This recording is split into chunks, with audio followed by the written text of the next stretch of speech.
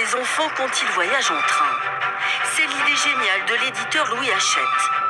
1856, une collection à la couverture rose foncé, cartonnée, qui tient dans un sac de voyage.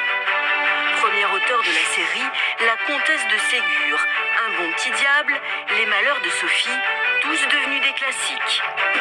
Dans les années 50, les jeunes lecteurs découvrent le Club des 5, les premières enquêtes policières pour enfants.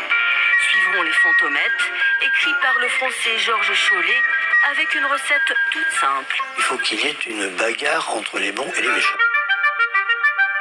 Le repère de Fantomette se cache peut-être dans ce pavillon tranquille, avec tous ses copains bien rangés sur les étagères de Michel Baudenès. Voilà donc une partie de ma collection, quelques 1800 volumes de Bibliothèque Rose. Ils sont classés par auteur et par série. Vous avez ici les Mallory School, vous avez toutes les séries d'Enid Blyton, Le Clan des 7, les Oui Oui, le Club des 5, etc. Contrôleur de gestion dans la vie, c'est dans un vide-grenier qu'elle a trouvé ce trésor. Cet ouvrage, La comtesse de Ségur, Les bons enfants, date de 1879. Vous avez de très très belles gravures.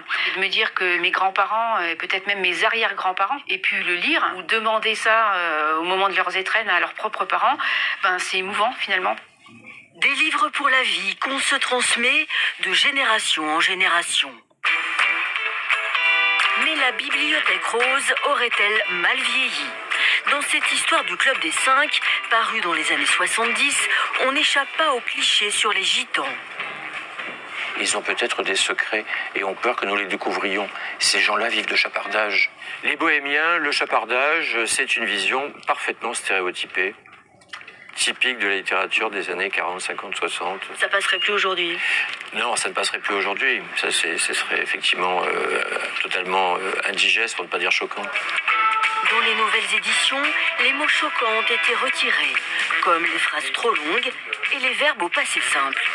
Mais ce qui n'a pas changé, c'est que le chef de bande est toujours une fille, et ça, c'est vraiment moderne.